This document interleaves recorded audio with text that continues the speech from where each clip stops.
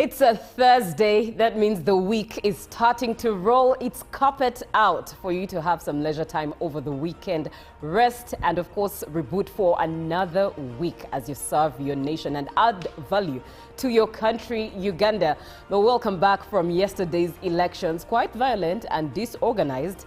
If indeed you followed most of the events in most parts of the country, but also today is the 45th Tarehe Sita celebrations, which mark 45 years of the Uganda People's Defense Forces and the liberation struggle. The theme this year is defending the gains of the revolution and honoring the sacrifice of the freedom fighters, a call for national unity, peace, and socio-economic transformation. Now, a little later on the show, we'll be delving deeper into the celebrations and the reasons for Tarehe Sita and understanding its purpose and why, especially for the younger generation. But for now, welcome to the show. You are watching UBC TV, Inspiring Uganda. We come to you live from the Nile Avenue. My name is Julie F. Nantaba, with Robert Chirabo Nyonyintono and Joan Morunji. Good morning, Joan. Good morning, Julie, and good morning to you, our viewers. You have just taken a stroll down memory lane with us because it is a throwback Thursday. I enjoyed the music, and even though that some of the songs I was just still a toddler, at least I do relate to them. And yes, today's pick song for me was A Mysterious Girl by, that was Peter Andre, thank you so much. And of course, here in Kampala, some areas we have had some drizzles, and it is quite nippy outside. You might need a jacket, a sweater, or a scarf in order to keep warm. But a reminder to all of you who had gone to the polling stations yesterday in areas where elections of local government leaders did not take place previously. Now, the Electoral Commission came out 2 days back and clarified that these elections had been postponed to 17th of February. So those of you who did not vote for your district local council leaders, you will have to vote on 17th of February this very year, including Butebo, where there were acts of indiscipline. And of course, the Electoral Commission cannot victimize the rest of the voters just for a few situations and acts that went their own during those elections. Good morning. Thank you very much, Joan. Robert, good morning. Oh, good morning to you, Julie, Joan, and our viewer. Thank you so much for waking up with us this cold, I must say, Thursday. It's really cold. In some parts it's raining. And the way the rain does things in Uganda here, you can leave a particular part where it's raining cats and dogs, only to meet come to another area where there is no rain. The rain is doing divide and conquer. You come to work and your boss is like, it is not raining here. Yes, you're lying. I swear, Mazafaza die. Die. Now, that is where the complication comes. But of course, the PWs, persons with disability, held their elections through Electoral College. And I think we have one of the longest serving members of parliament now, as one from persons with disability. This is the man I talked about earlier, that these people are very bright, very sharp. If you remember yesterday I told about Honorable Alex Daisy. When I said this man, if you see him deliberate, you know he's very fluent, and I was happy that he was elected for the 7th term. Now, he became a member of parliament in 1996, July. 30 years back. And he's been on this seat till date, effectively representing persons with a disability. So again, here he comes, he won the seat, and he's going back to parliament. He was the first deaf person to be a member of parliament in Africa. Is he both deaf and dumb or just deaf? He's both. Okay. He's both. Since 1996 July. He's been in parliament. Those are 30 years and over 7 terms. He's going for his 7th term. He's going for his 7th term, if I recall very well. Now heading for 7th term. Of course... maybe he's working for the people. No, I must be very honest. I don't belong to that constituency. But Alex Daisy is a man who knows what he's doing in parliament, who knows very well the people he's representing. Yes, they made the right choice. Though there were some new entrants, and of course we saw a minister lose a seat, but see us also, these things have been happening. Ministers, many of them are not returning to parliament. So I think losing a seat. I think for me now the question would be why has it been good? It's an honor indeed. You know, you give honor where it's due. But I'd also ask why other PW members, persons with disabilities, especially who are deaf and dumb, for example, have not been able to take on the mantle to represent as he has done, for us to see more abilities than just one person. Well, was he unopposed? He wasn't unopposed. We had they come up because I think there were 8 in the race. So they come up, but he always emerges the best. Interesting. Now, allow me make a correction. The Tarehe Sita celebrations will take place tomorrow and not today. But still today, later on in the show, we'll be having a conversation on the celebrations and, of course, the day itself, Tarehe Sita. Now, in the meantime, Robert, give us an update of what is on the local scene. Well, we'll begin with the PW elections that took place yesterday, where the Electoral Commission declared Achan Joyce, Okenyi, Bumali Mpindi, Alex Ndeizi, Sewagude Robert, and Laura Kanusu, who was unopposed for the National Female Representative seat, as the new members of Parliament representing persons with disabilities. Sewagude Robert, a new entrant who finished 3rd, pledged to represent the interest of his electorate fairly. Alex Ndeizi, now a 7th-term MP, finished 4th with 275 votes after a tight race with fellow incumbent Asamo Allen. Asamo Allen, the State Minister for Persons with Disabilities, came 5th with 228 votes, losing her seat. She later noted the need to amend the Electoral College structure and responsibilities. 8 candidates contested for the 4 available positions following the early withdrawal of Patrick Sewagude. Those in the race included Achayo Rose, Asamo Allen, Achan Joyce, Bumali Mpindi, Sewagude Robert, Eunice Ndiramuhaki, Kato Gabriel, and Waswa Yona, while Laura Kanusu was unopposed for the National Female Representative seat. Out of the 730 members of the Electoral College, 727 voters turned up, making one of the highest voter turnout and most organized election in this exercise. The judiciary has resolved to develop a comprehensive judicial wellness policy aimed at promoting the health and well-being of judicial officers as a strategy to improve case management and service delivery. Chief Justice Dr. Flavian Nzaije said judicial wellness is not a luxury but a critical pillar for effective justice delivery and institutional performance. This was announced during the closure of the 3-day annual Judges Conference held at Munyonyo in Kampala. The conference brought together judicial officers from across the country to deliberate on reforms to improve justice administration. It was officially closed by the Minister for Justice and Constitutional Affairs, Norbert Mao. Minister Mao urged judicial officers to embrace alternative dispute resolution mechanisms as a practical approach to reducing case backlog. He pledged continued support to the judiciary, but also challenged lawyers to adopt ADR, saying litigation should not always be the first option. Minister Mao commended the conference theme, Judicial Wellness as a tool for effective case management, describing it as timely and relevant to the realities facing judicial officers. Chief Justice outlined key resolutions from the conference and called on judicial officers to implement them across their jurisdiction. With court expected to handle election-related disputes, the Chief Justice urged judges to prioritize electoral matters to prevent prolonged backlog. Chief Justice Nzize reaffirmed his commitment to tackling corruption within the judiciary, noting that it undermines public confidence in the justice system. The conference was attended by justices of the Supreme Court, Court of Appeal, high court judges, and other judicial officers. Gender-based violence remains a major concern in Uganda, with more than half of married women reporting physical, sexual, or emotional abuse.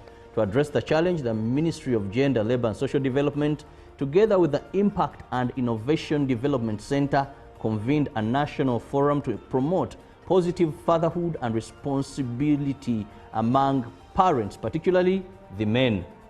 According to the 2022 Uganda Demographic and Health Survey, about 56% of every married woman aged 15 to 49 have experienced physical or sexual violence from a partner. Experts note that while women and children are most affected, men also face emotional and physical abuse at home, though such cases are rarely reported due to stigma. The forum brought together government officials, civil society organizations, and community leaders to explore how strengthening fathers' role in caregiving can reduce domestic violence and improve child well-being. Speakers highlighted community programs that equip fathers with positive parenting skills, communication and conflict resolution techniques to discourage the use of violence in home were discussed. Advocates warned that progress will remain limited without sustained funding. They are calling for increased investment in fatherhood programs, stronger legal protection, and expanded support services for survivors of gender-based violence. The National Unity Platform, NUP, has urged its candidates and supporters dissatisfied with the outcome of the current elections to seek legal redress through the courts, describing this as the lawful path to reclaim what they believe is their victory.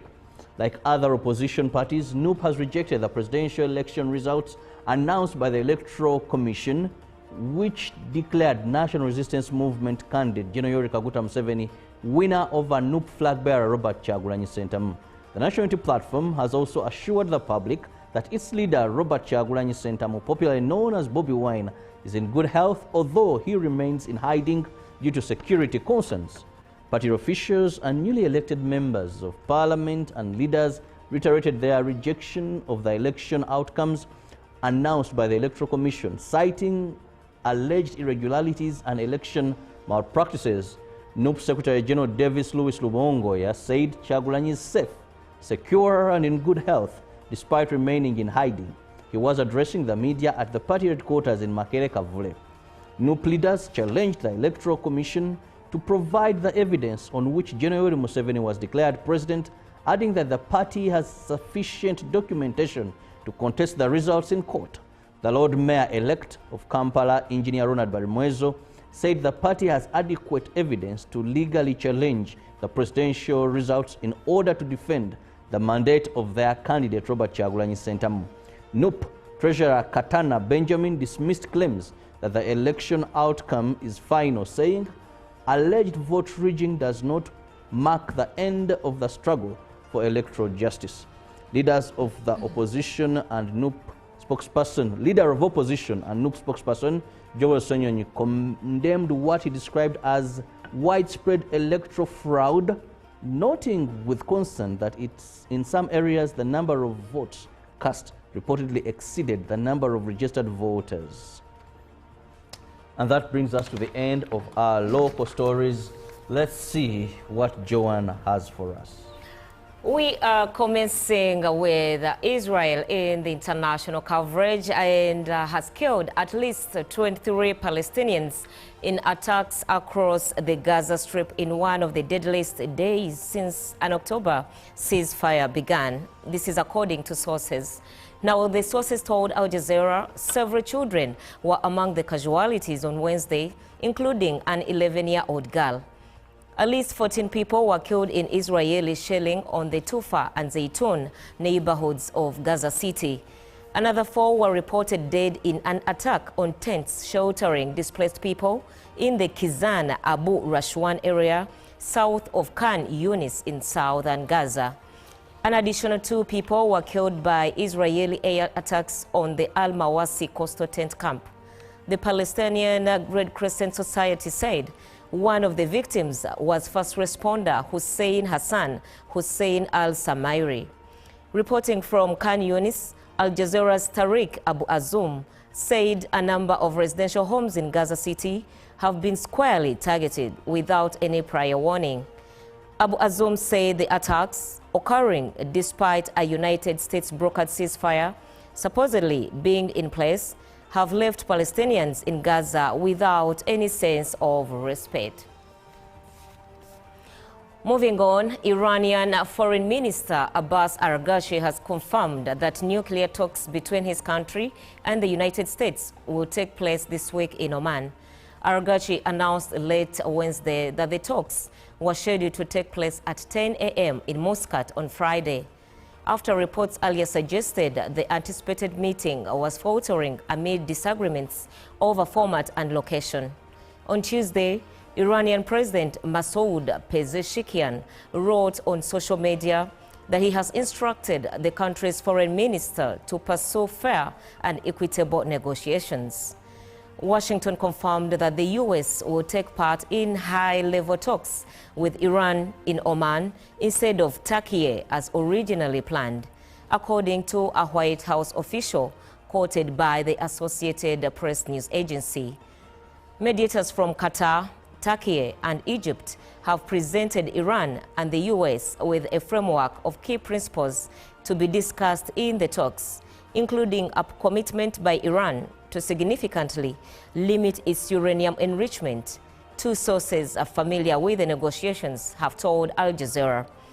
Key points in the proposed framework also include restrictions on the use of ballistic missiles and the arming of Iran's allies in the region, according to the sources, who include a senior diplomat who asked to remain anonymous due to the sensitive nature of the negotiations. And back to the continent of Africa, Zimbabwe's ex-president Robert Mugabe may have had financial ties with Jeffrey Epstein, according to the latest batch of files related to the convicted U.S. sex offender. In an email exchange from 2015 with Japanese entrepreneur Joey Ito, the disgraced financier suggested the approach then President Mugabe to provide Zimbabwe with a new currency after the local dollar collapsed because of hyperinflation.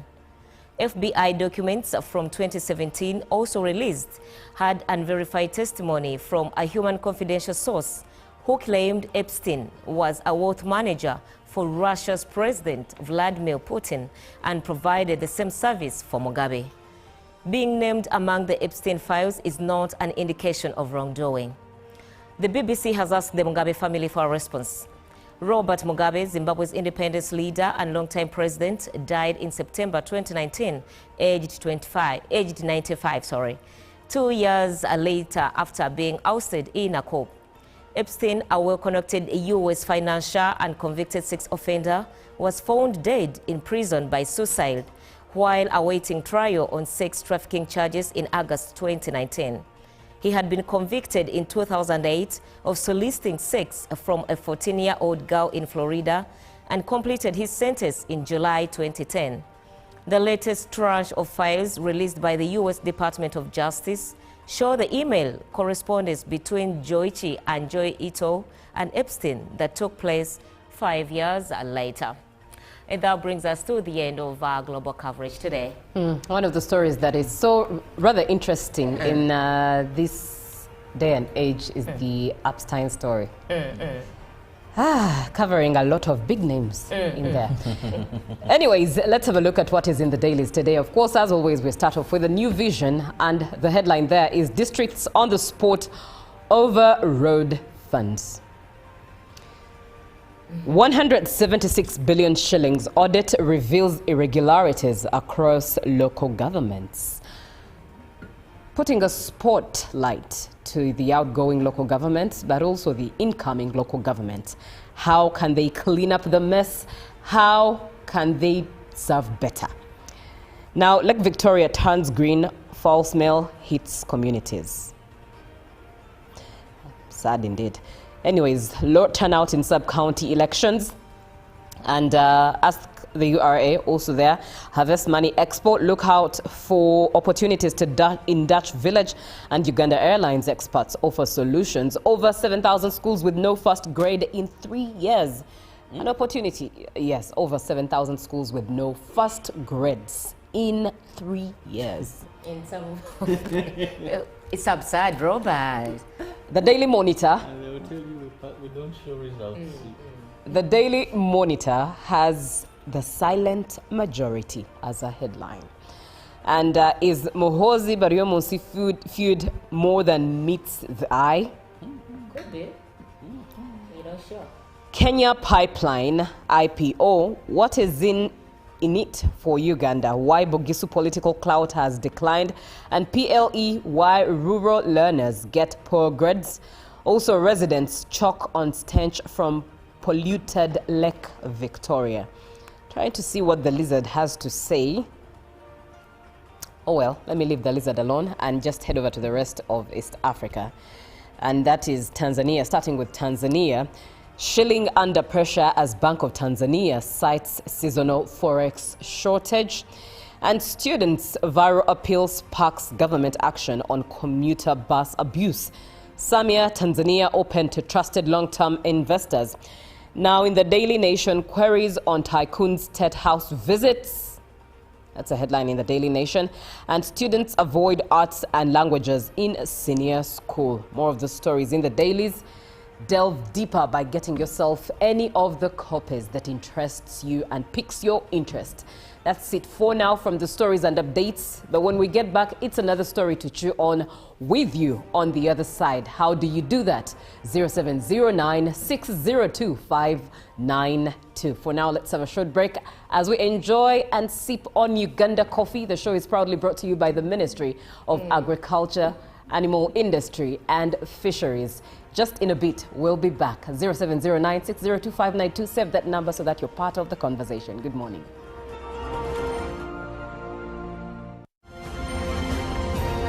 Live from UBC Studios in Kampala, this is Good Morning Uganda.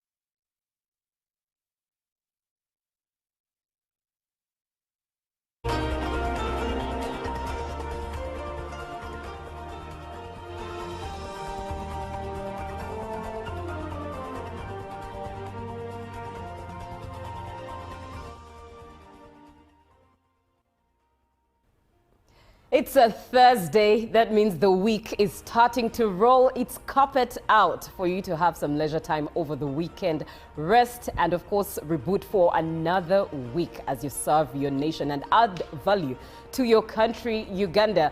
But welcome back from yesterday's elections, quite violent and disorganized.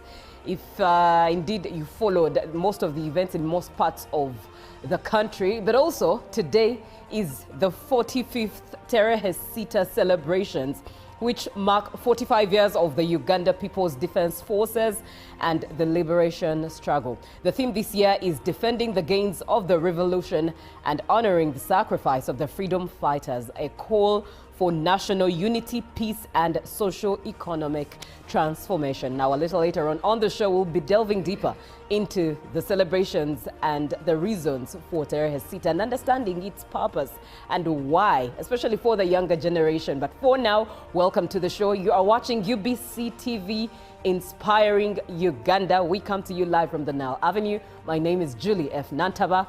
with Robert Chirabo Nyonyintono and Joan Morunji. Good morning, Joan. Good morning, Julie, and good morning to you, our viewers. You have just taken a stroll down memory lane with us because it is a throwback Thursday. I enjoyed the music, and even though that some of the songs I was just still a toddler, at least I do relate to them. And yes, today's pick song for me was A Mysterious Girl by, that was Peter Andre, thank you so much. And of course, here in Kampala, some areas we have had some drizzles, and it is quite nippy outside. You might need a jacket, a sweater, or a scarf in order to keep warm. But a reminder to all of you who had gone to the polling stations yesterday in areas where elections of local government leaders did not take place previously. Now, the Electoral Commission came out 2 days back and clarified that these elections had been postponed to 17th of February. So those of you who did not vote for your district local council leaders, you will have to vote on 17th of February this very year, including Butebo, where there were acts of indiscipline. And of course, the Electoral Commission cannot victimize the rest of the voters just for a few situations and acts that went their own during those elections. Good morning. Thank you very much, Joan. Robert, good morning. Oh, good morning to you, Julie, Joan, and our viewer. Thank you so much for waking up with us this cold, I must say, Thursday. It's really cold. In some parts it's raining. And the way the rain does things in Uganda here, you can leave a particular part where it's raining cats and dogs, only to meet come to another area where there is no rain. The rain is doing divide and conquer. You come to work and your boss is like, it is not raining here. You're lying. I swear, mother, father, die. Die. Now, that is where the complication comes. But of course, the PWs, persons with disability, held their elections through Electoral College. And I think we have one of the longest serving members of parliament now as one from persons with disability. This is the man I talked about earlier, that these people are very bright, very sharp. If you remember yesterday I told about Honorable Alex and Daisy. When I said this man, if you see him deliberate, you know he's very fluent, and I was happy that he was elected for the 7th term. Now he became a member of parliament in 1996, July. 30 years back, and he's been on this seat till date, effectively representing persons with a disability. So again, here he comes, he won the seat, and he's going back to parliament. He was the first deaf person to be a member of parliament in Africa. Is he both deaf and dumb, or just deaf? He's both. Okay. He's both. Since 1996 July. He's been in parliament. Those are 30 years and over 7 terms. He's going for his 7th. He's going for his 7th term, if I recall very well. Now heading for 7th term. Of course, maybe he's working for the people. No, I must be very honest. I don't belong to that constituency, but Alex Daisy is a man who knows what he's doing in parliament, who knows very well the people he's representing. Yes, they made the right choice. Though there were some new entrants, and of course we saw a minister lose a seat, but so say these things have been happening. Ministers, many of them are not returning to parliament. So I think losing a seat.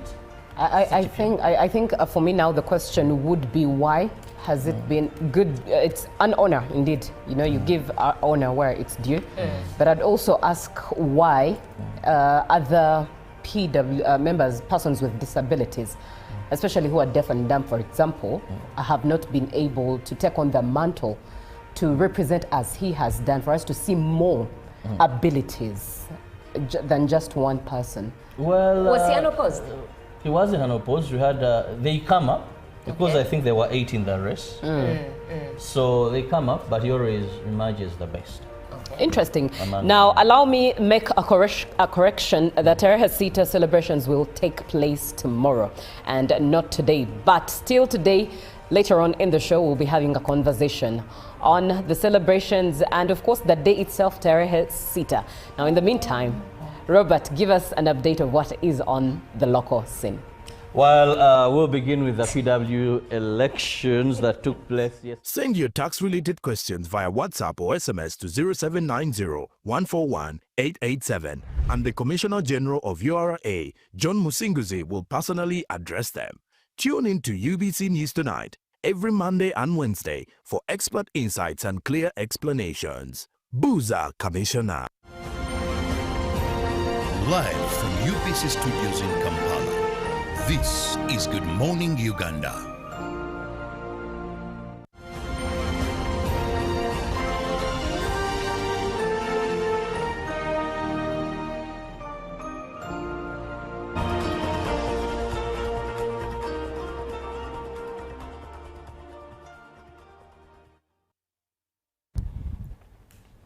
Good morning, Uganda. In case you're just joining us, welcome to the show. Started already at about 6:30, and if you started with us, thank you so much for being part of the Good Morning Uganda story and taking it in good faith. If you are just joining in, you're welcome. You are watching UBC TV. We come to you live from the Nile Avenue.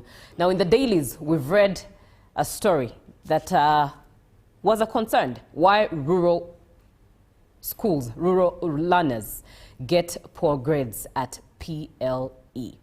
And it's something we are chewing on together on this side and on your end as well. 0709-602-592. WhatsApp by text to be part of the conversation. Now, urban schools in Uganda consistently outperform rural schools in the primary leaving examination. And this is with a significant performance gap, driven by better funding resources, of course, and staffing, things like that. Now, it looks at a 67.5% of urban learners achieving proficiency in English only, and only 26.2% of their rural counterparts receiving this proficiency in English.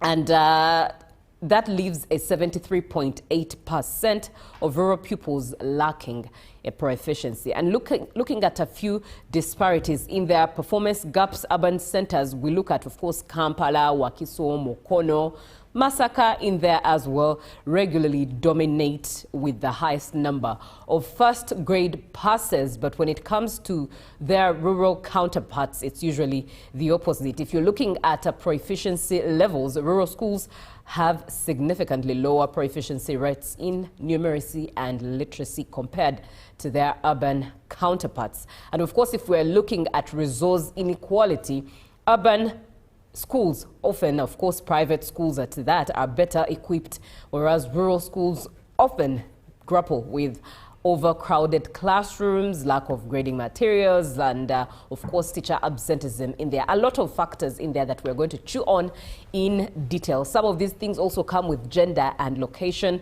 Rural challenges, with recent data shows that girls are increasingly completing primary education, though they may face higher hurdles in rural areas in particular. I mean, looking at cases like early childhood marriages. So let's dig deeper into this. And I'm going to start with Robert. But before I even do that, allow me introduce the whole team. My name is Julie F. Nantaba. I am with Robert Chirabo Nyonyintono and These days you forget Joanne. Mosisi. Not these days. Some of the days, even last month. No. It's not about forgetting, but it's about branding at the end of the day. So you don't want to associate the name Musese with No, the it brand? was already what I was using, Julie F. Nantaba, so it would confuse the brand and all of that. So I had And to. Joe, why are you so concerned about the I had to. Mr. Musese? When You am as I? who? Anyways, let's Are you focus. Let's stay focused. Face is dowry. Staying focused, Fighting and for the indeed, boy yes. Fighting for the boy child. Can we please focus? Can we please Did he call focus? you? Let's go back to... Can we please focus? We're looking at why rural learners get poor grades. And let's start with the status of rural schools. And of course, I'm starting with you, Robert, to just paint a picture of what the status of rural schools is in Uganda. Well, thank you so much, Judy, because at least in my lifetime, I once had an opportunity to go to a rural school, though it was during a very pathetic time of my parents. But now I have a picture of what I'm going to be talking about. First and forward, when you talk about rural schools, there is a very huge difference between these schools and the schools in urban centers. Starting with the infrastructure. When you go to most of these rural schools, even the seating arrangement is very different. There's a school I went to and they never had desks, but they had permanent seats. You know what we call permanent seats? That's the Immovable ones. immovable ones. There is a pole, then they put... What? Built with blocks and No, concrete? not concrete. They get a trunk of a tree. Okay. This side, another on this side, then they put one They piece make a of pillar wood. at each side? And then the children sit and then they just raise another. Now, when you look at the floor, it's not, you know, some of these totally there is nothing but dust. They'll still use cow dung to smear. Others, they have no structures. Some of them, teaching goes under a tree. Others, I worked for NUSAF too, and we're in northern Uganda. Now, I went to a school where P1 was facing this side, P2 was facing this side, but in one room. Just imagine that. P1 is facing this side, like we have this room. So P1 is facing this side, P2 is this side. How, my God, these kids are extremely bright and blessed. Now, when we go to the teachers, the quality of teachers in rural schools is also another problem. That is where you find some, of course, Ministry of Education and Sports has done so much to weed out, but still many still exist.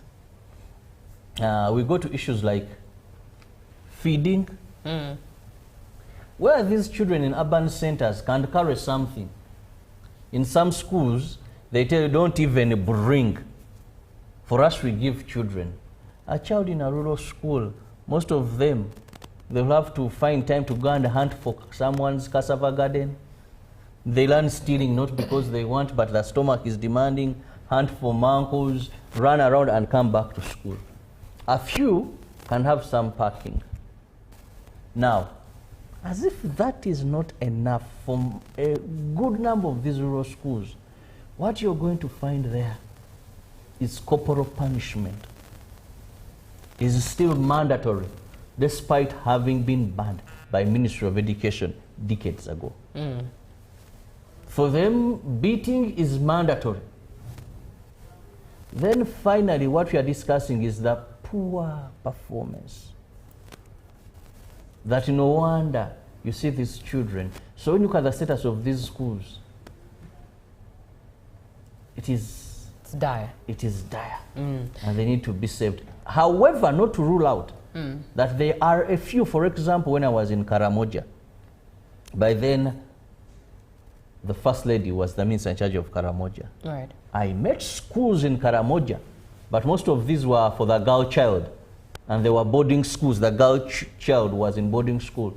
But I want to say that schools I met there in Karamoja, just they have, I can't recall their particular names, but these schools were state of art. But they will tell you an initiative by the First Lady, an initiative by the First Lady, an initiative. So we toured under NUSAF, and most of these schools, they could, in terms of infrastructure, in terms of the smartness of the girl children there, in terms of the teachers you would see there, my God, these schools were thick. But outside those that were under that arrangement in northern Uganda that I toured, you would wonder. The only unique thing for northern Uganda was ability to speak English. But catch Eastern. Exams are going to come in English. The children Language barrier. Language barrier is a common thing in these rural areas, as if your name will set in Uganda, in Rusoga, or in whatever mother tongue. Right. Now, that gives us a picture. John, let's look at the role of parents and guardians when it comes to the status of the rural schools as we see it right now.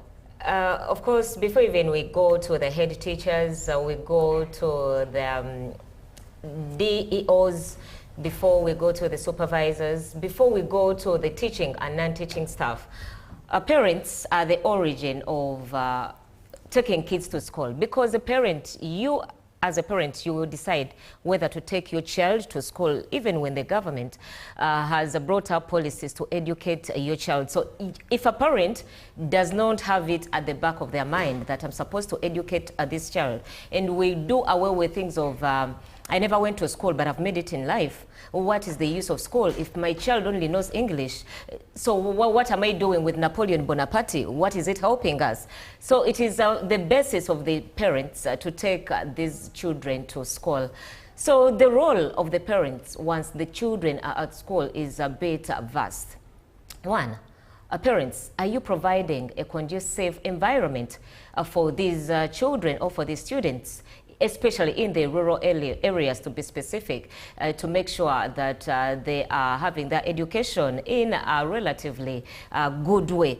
Are we giving them corporal punishments, like Robert said, just for slight mistakes in education? If you want your child to have a first grade in the first term, for their enrollment of, if that is a new step, or in the grades of secondary or tertiary, how are you going to reprimand them once they do not achieve what you set for them?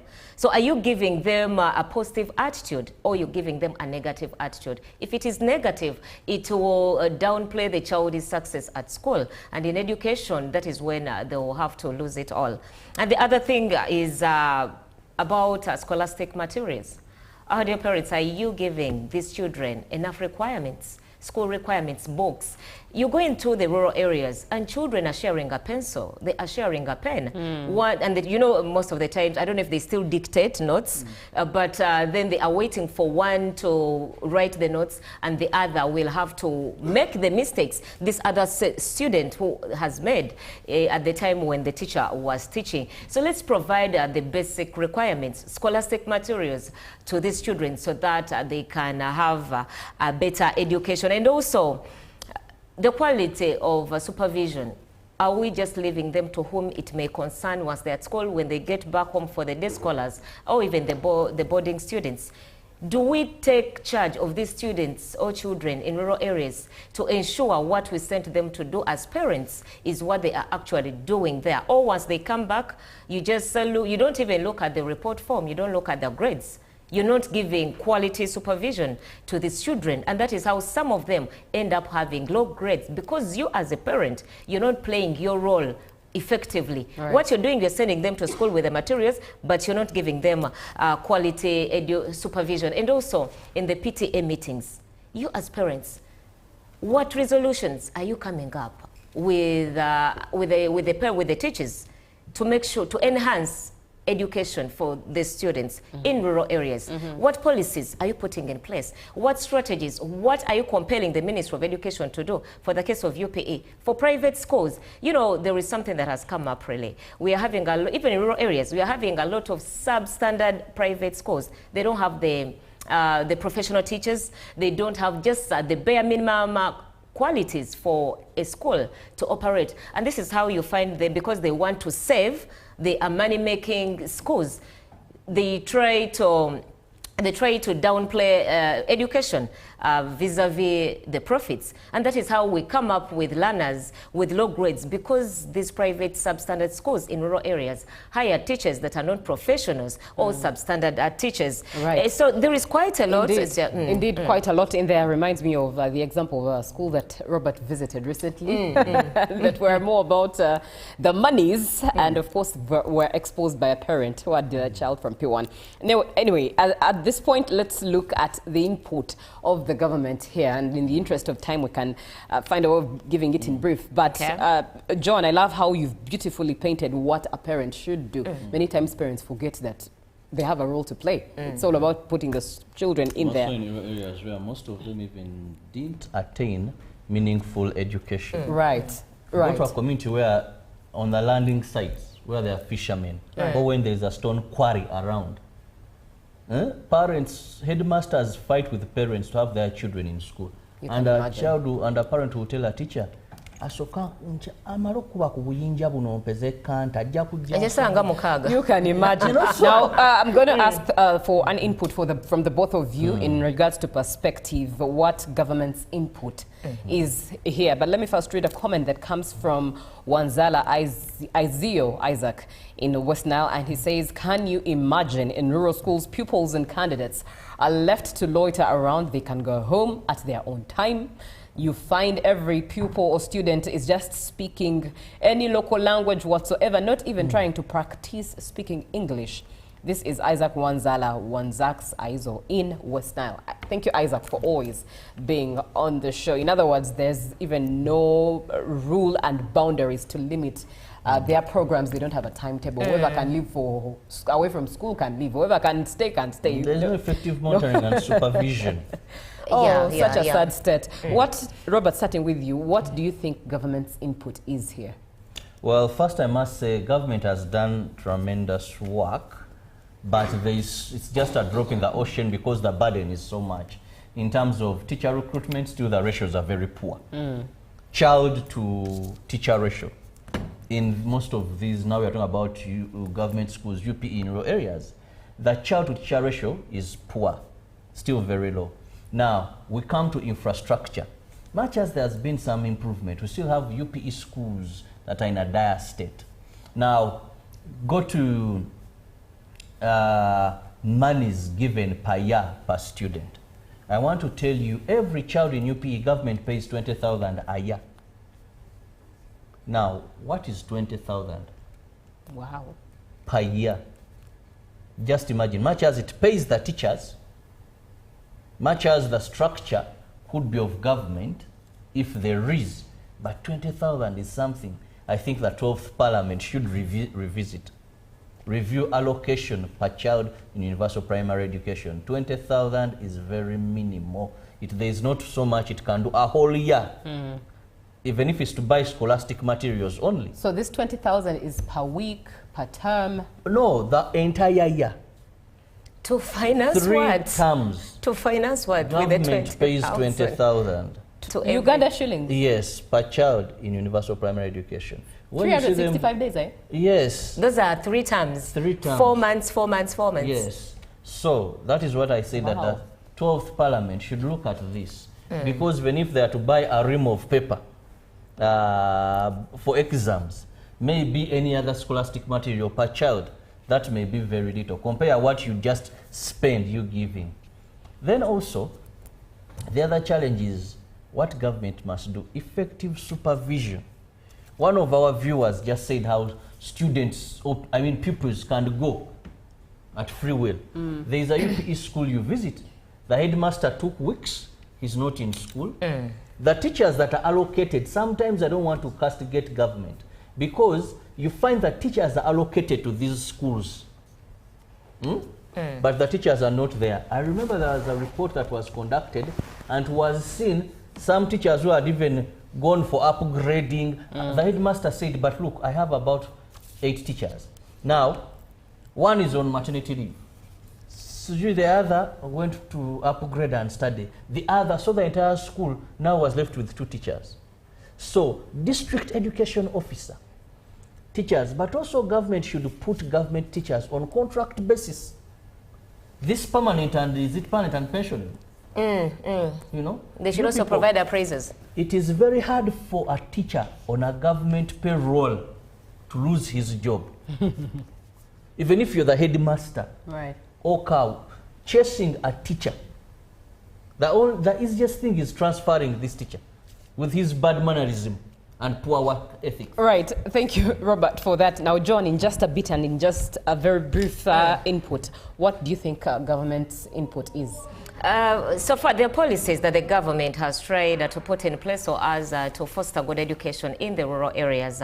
And also, the government has come out to make sure some of these schools attain a better standard. For example, there is establishment of seed schools. I know of Izeta, it's called, I think, Lotuku or Lotoke Seed School, and it is doing really good. There's some okay, we're talking about, I was going to talk about Lubero Ese, but there's some other schools in rural areas that are doing good. And some of these policies are there to help the learners, but the people affecting them at times try not to do their job very critically. For example, I think it was last year but one. It must have been either Chotera or Rakai. The Prime Minister, Honorable Robin Anabanja, went to visit an area that side, and she found out that a head teacher was asking for 100,000, I think, for the students to register for UNEB. And she was like, this is wrong. So most of these things are happening, but of course the government may not be aware because these people do their shady work without whistleblowers even making it the government to be informed about such injustices. But to boil it down is the government is really trying. It's just that some of the people in, for example, the funds where this money is sent to, it's not really put to great use. Right.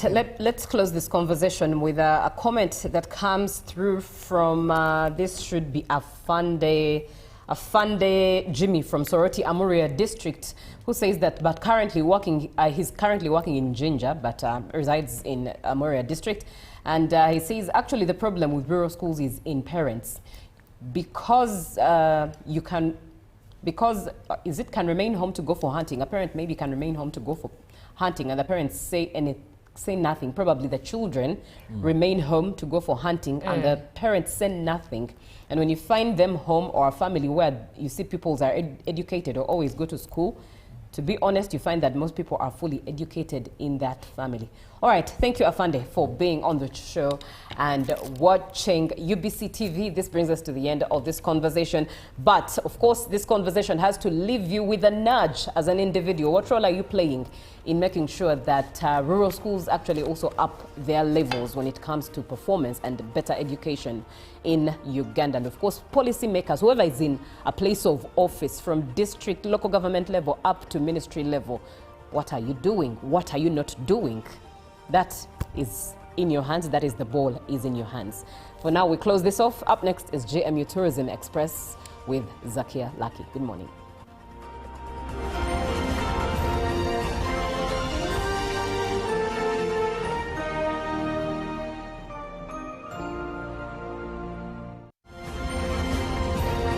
Live from UBC Studios in Kampala, this is Good Morning Uganda.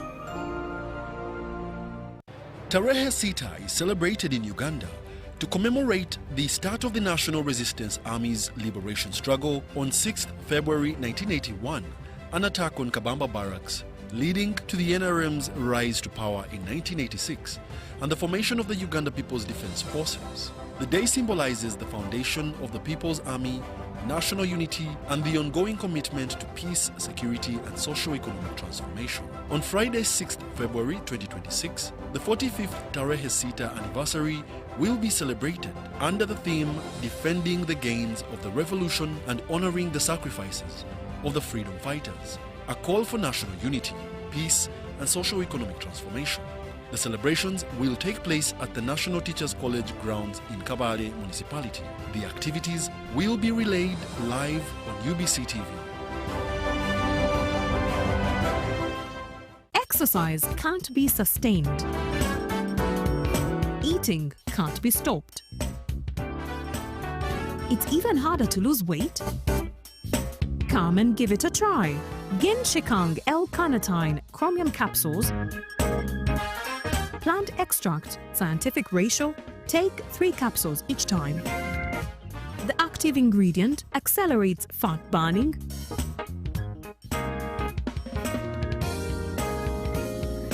eat twice a day, don't take a detour. Weight loss starts now.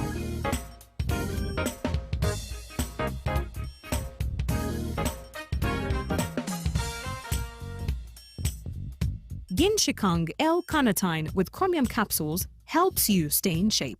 Please follow medical advice when taking this product. For more information, visit our website www.hgo.com or call 0800 335555. In a nation hungry for truth, a world where every story matters, there exists a beacon of trust and reliability. For decades, they've been our voice and our window to the world, holding the mirror of our history. With 4 TV stations and 11 radio channels spanning 27 languages, they stand as guardians of information, defenders of truth. With Mascari Heritage Advantage, they uphold every citizen's right to reliable and free information. Their archived stories shaped our past and illuminate our present. Yet now, as new challenges arise and the world evolves, their mission faces its greatest test yet. Be part of our journey and let's navigate the unknown, uncover the untold, and safeguard our future together. Tune into your public broadcaster, for it is the intersection of trust and truth. Because to UBC, your story, every story, and every voice matters. UBC, inspiring Uganda. Live from UBC Studios in Kampala, this is Good Morning Uganda.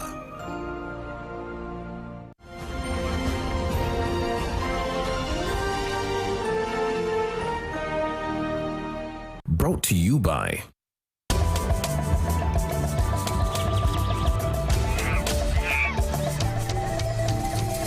Uniquely Ours. Explore Uganda.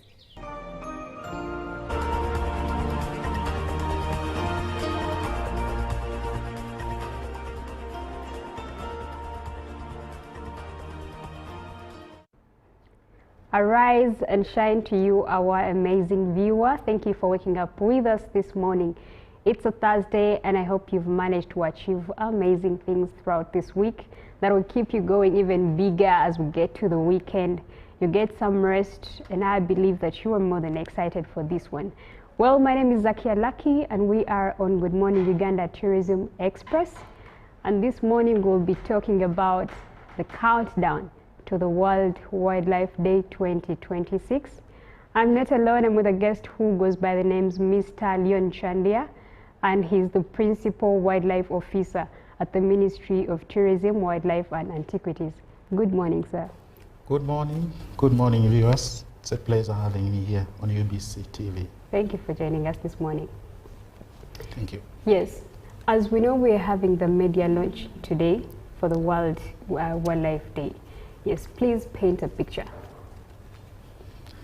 Good morning. The United Nations World Wildlife Day is a global day which was designated by the United Nations General Assembly in 2013 in Bangkok, Thailand, alongside the Conference of Parties for CITES, the Convention on International Trade in Endangered Flora and Fauna. This day was designated to be observed worldwide to appreciate the variety, the diversity, the endowments that nature has given us in terms of wild plants and animals, and to raise awareness that these are important endowments, heritage for humanity, and that we should take all measures to preserve them amidst escalating threats facing them. The media launch today will serve as our first event for activating and mobilizing support and awareness and participation among the general citizenry and our stakeholders in marking World Wildlife Day 2026. As we approach the World Wildlife Day 2026, the global conservation community is turning its eye towards Uganda. Could you please paint a picture for our viewers to the significance of this particular day? World Wildlife Day is very significant for Uganda because we are among the most biodiverse countries in the world, in terms of wild plants and animals. This year's celebration goes beyond wild plants, wild animals, and now is concentrating on wild plants. Specifically, plants of medicinal value and plants of aromatic value. Given that aromatic and medicinal plants serve very significant roles in terms of using them for curative purposes, in terms of using them to raise incomes, and also identifying ourselves as traditional, indigenous, and cultural communities, it is significant in terms of remembering for Ugandans. Talking about the theme, why has the ministry chosen to highlight this particular theme in these specific biological assets? This year we highlight medicinal and aromatic plants to show our public that plants matter.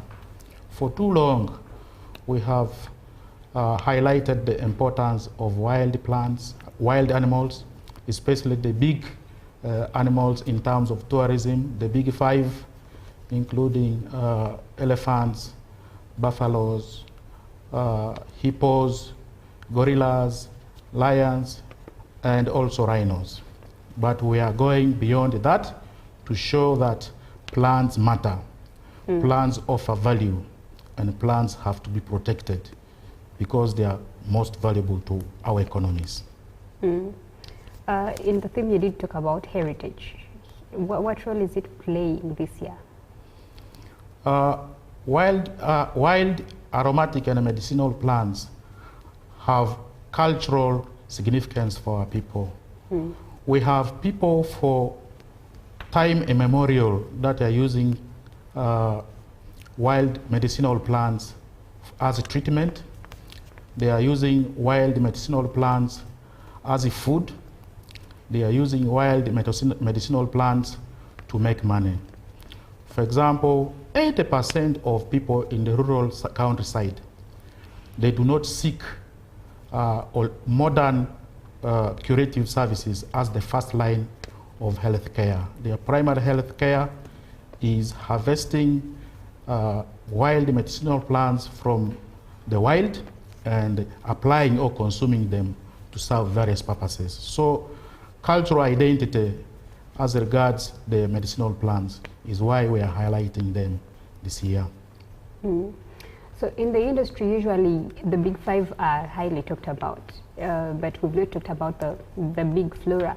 So how is the ministry positioning these to also attract the same level of visitors that are coming into our country?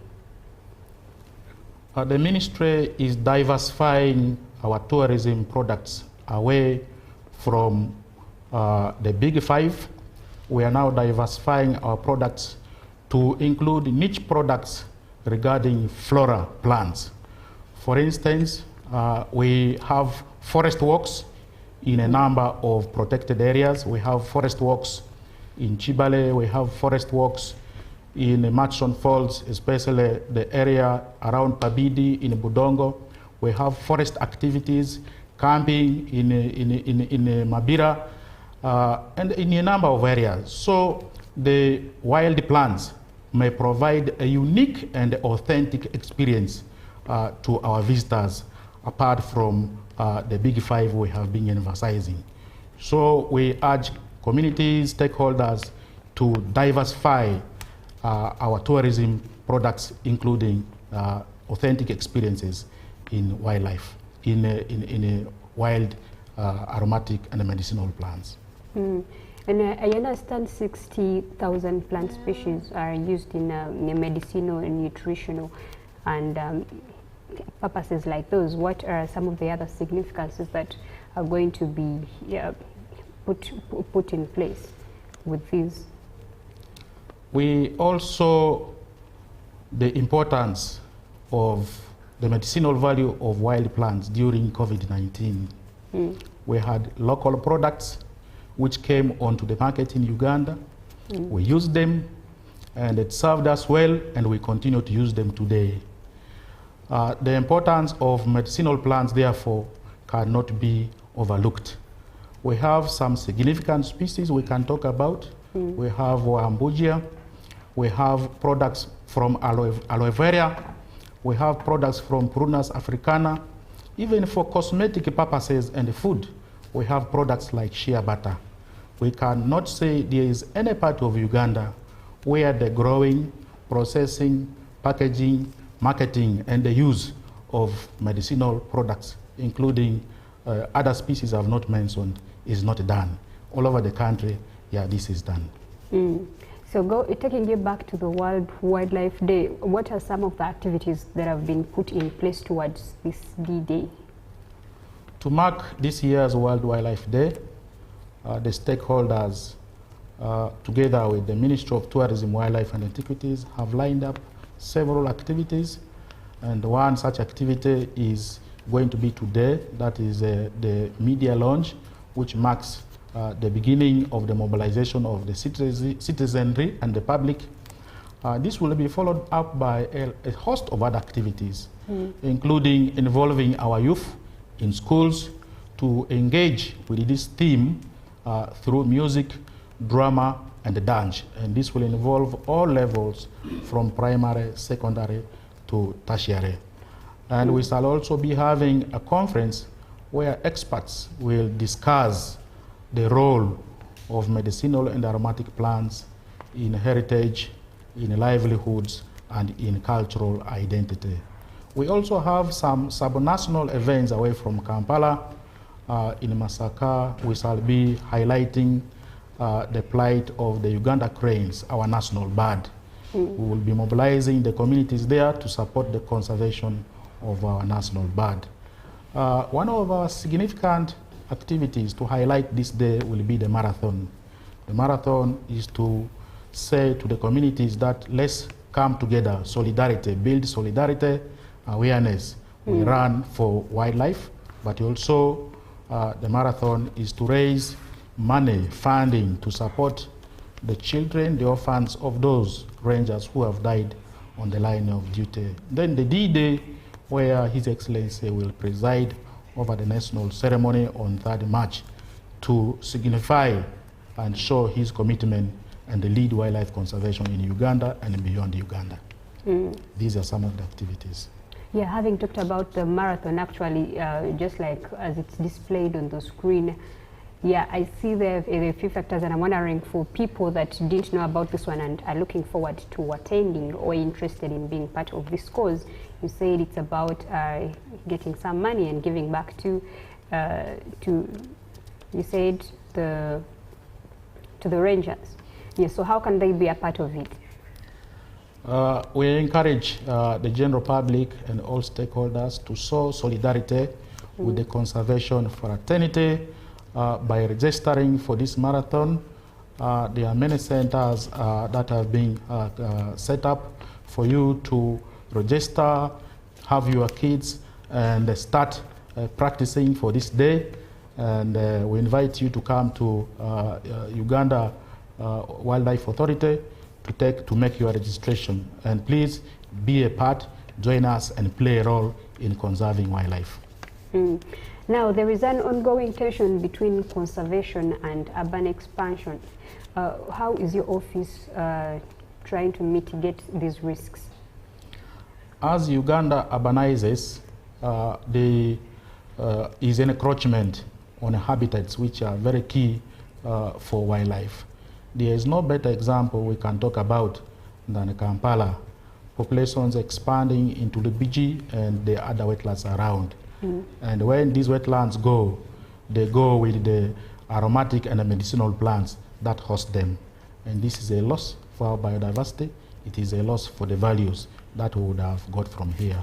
Our role is to sensitize the communities to stay away from these areas, to highlight the importance of wetlands, but also to turn wetlands into products that are sustainable, most especially wetland eco-parks. And this sensitization is going on, and there are efforts with stakeholders to make these sustainable tourism sites rather than for settlement of communities, which is dangerous for conservation of these plants. That's quite insightful. Now, as we get to the climax of the show, what is it that Ugandans, or to the person that is watching you, what do you want them to know about the the World Wildlife Day that will be celebrated? This year's World Wildlife Day is an opportunity for Ugandans to realize that the aromatic and medicinal plants are important. They underpin our economy. They form the backbone of our livelihoods and incomes, and they also are very important for cultural identity. These resources matter, and we are calling upon all Ugandans to join hands with the Ministry of Tourism to conserve these resources, protect the habitats, use these resources sustainably. We should not over-extract from the wild if we want these resources to serve us today and tomorrow. Sustainability is key, and the responsibility is key for all Ugandans. Thank you so much, Mr. Leon, and also making it to educate Ugandans this morning. Well, you've heard it. Make it a point to be a part of the World Wildlife Day and join the ministry. Plus, there's also a marathon that you can be a part of. So make it a point to be on, and we are still on Good Morning Uganda. Please stick around.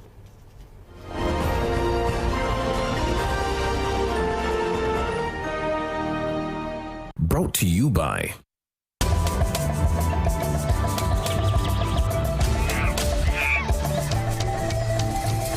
Uniquely Ours. Explore Uganda.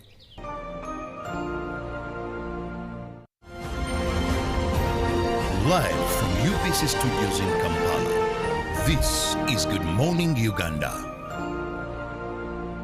Exercise can't be sustained. Eating can't be stopped. It's even harder to lose weight. Come and give it a try. Genshikang L-carnitine chromium capsules. Plant extract, scientific ratio. Take 3 capsules each time. The active ingredient accelerates fat burning,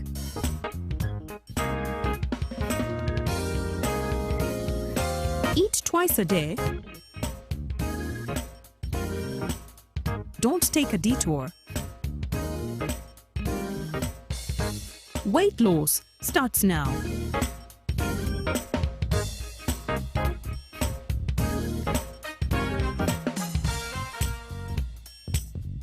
Genshikang L-carnitine with chromium capsules helps you stay in shape. Please follow medical advice when taking this product. For more information, visit our website www.hgo.com or call 0800 335555. Tarehe Sita is celebrated in Uganda to commemorate the start of the National Resistance Army's liberation struggle on 6th February 1981, an attack on Kabamba Barracks, leading to the NRM's rise to power in 1986 and the formation of the Uganda People's Defense Forces. The day symbolizes the foundation of the People's Army, national unity, and the ongoing commitment to peace, security, and socio-economic transformation. On Friday, 6th February 2026, the 45th Tarehe Sita anniversary will be celebrated under the theme Defending the Gains of the Revolution and Honoring the Sacrifices of the Freedom Fighters, a call for national unity, peace, and socio-economic transformation. The celebrations will take place at the National Teachers College grounds in Kabale Municipality. The activities will be relayed live on UBC TV.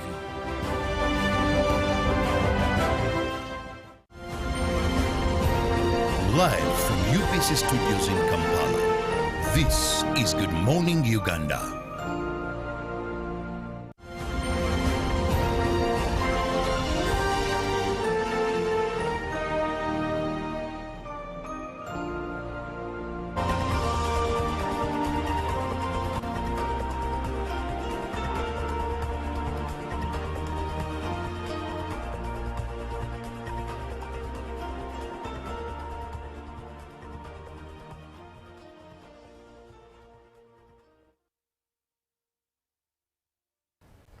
Good morning once again. Thank you for accompanying us this morning. Welcome back from Tourism Express with Zakia Lucky. It is now time for the corporate press, that is Good Morning Uganda Business.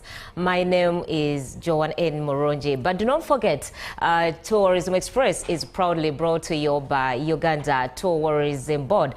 Now, starting off with our intelligence reporting today is our aviation report, whereby retired flight captain Firoz Kumji, an aviation expert with 45 years experience and a former fleet safety officer at Uganda Airlines, shed light on how building a highly competent and technical and management team with long-standing airline industry experience can help to steer the national carrier through its current operational challenges.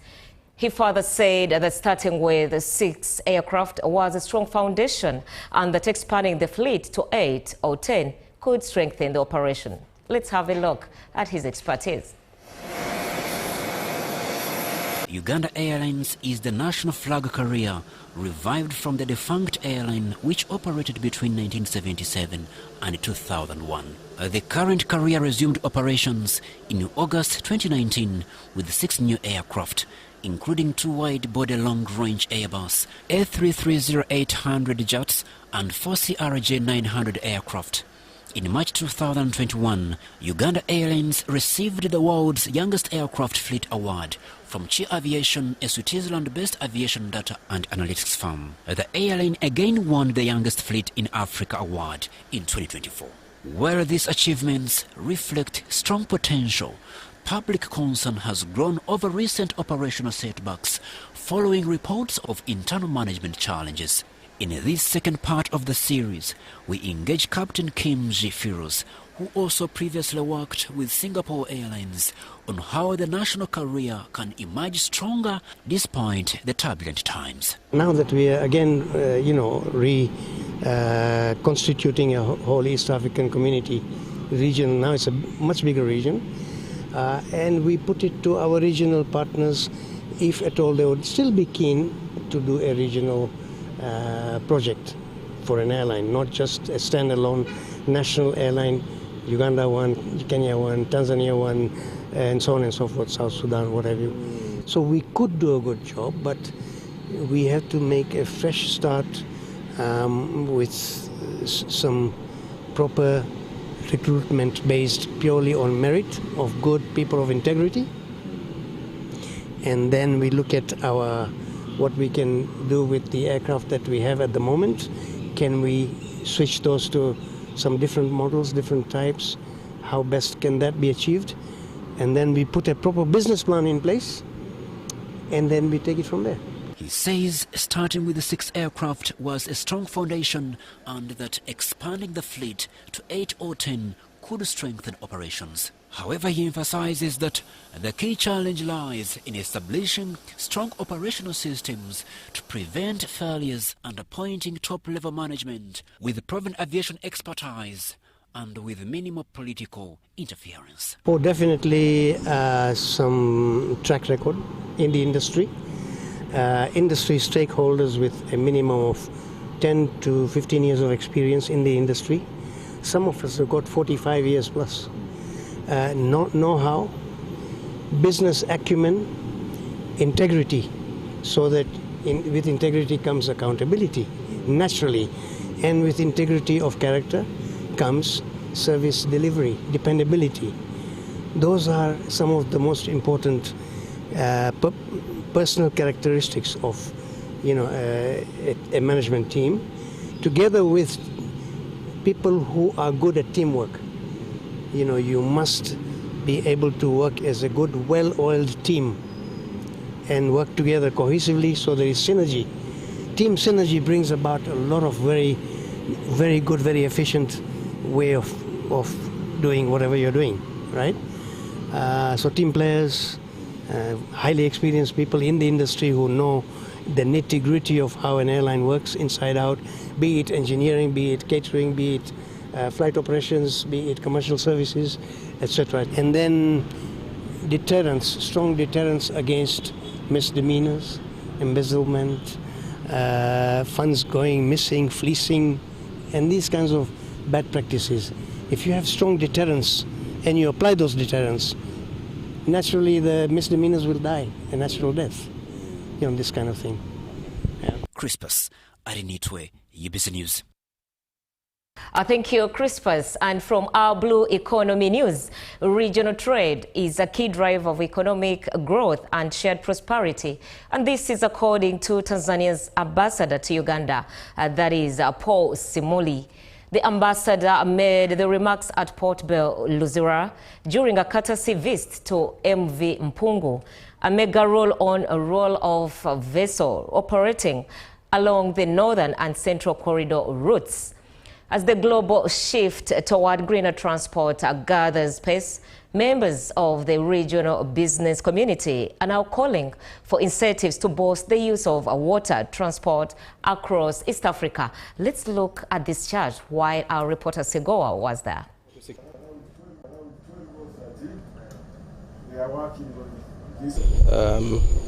The MV Mpungu is a roll-on-roll-off vessel, so our ideal customer profile would be a transporter who owns, in layman terms, I would call it a trailer.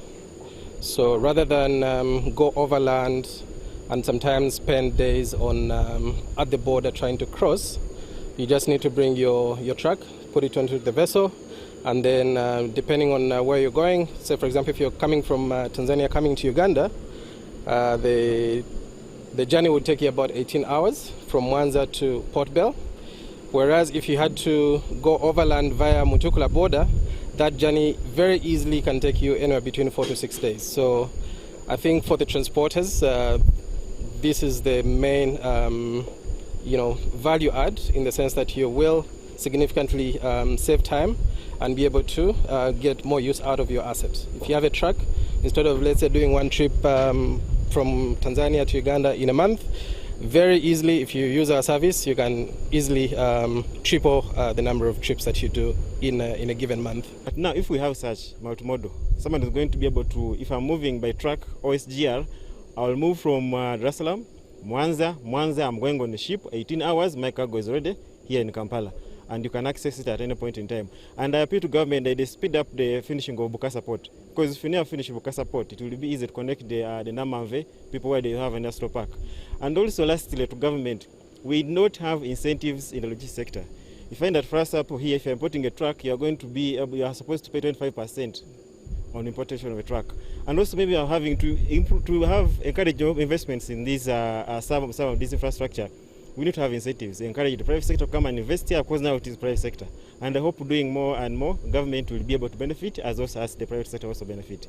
And in Tanzania, we have actually to strengthen the trade so that we can raise our economy. So this is a big achievement for the Uganda, but not only for Uganda. It is also for the East Africa community. Yeah, so we have to be proud of it.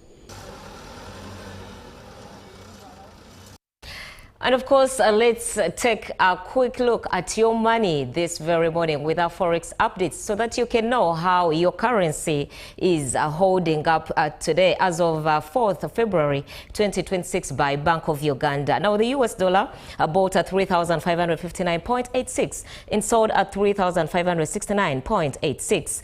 Whereas by midday, the dollar bought at 3,557.68 and sold at 3,567.68.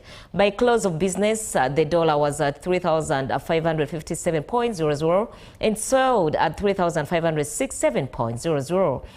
The Great British Pound sold at 4,878.06 and sold at 4,894.28.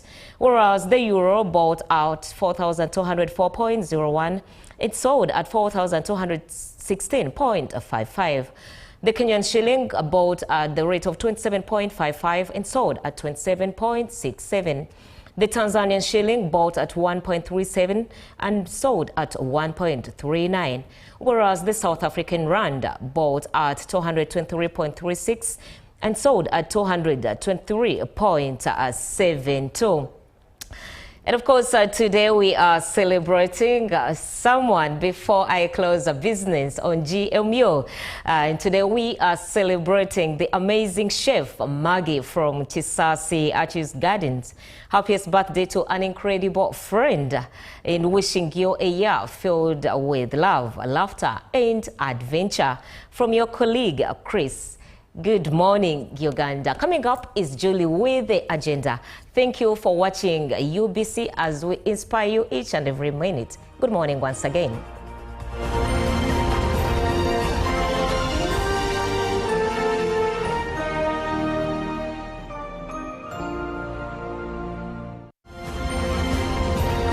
Live from UBC Studios in Kampala, this is Good Morning Uganda. Pick of the day on UBC. He expected me to die like within the first 2 years. Out of the blue, the child will get pains, especially in the wrists. And this happens commonly when children are starting to walk. Was brought to you by I'll call you every day, yeah, yo, baby, don't know. You can now get all the Chibuzi out with MTN voice bundles. Call all networks. Kubei Dondoro. Buy a 25-minute voice bundle for only 1,000. Or buy any daily voice bundle of your choice. Dial *100 *21# and select daily, or use the My MTN app. When we talk together, we are unstoppable.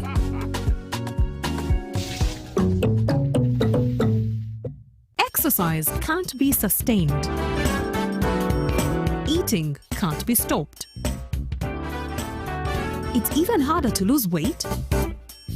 Come and give it a try. Genshikang L-carnitine chromium capsules. Plant extract, scientific ratio. Take 3 capsules each time. The active ingredient accelerates fat burning,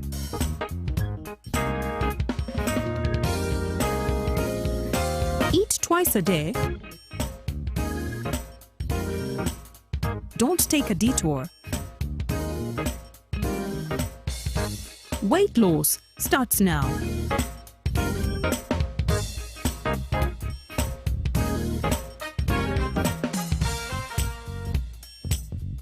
Genshikang L-carnitine with chromium capsules helps you stay in shape. Please follow medical advice when taking this product. For more information, visit our website www.hgo.com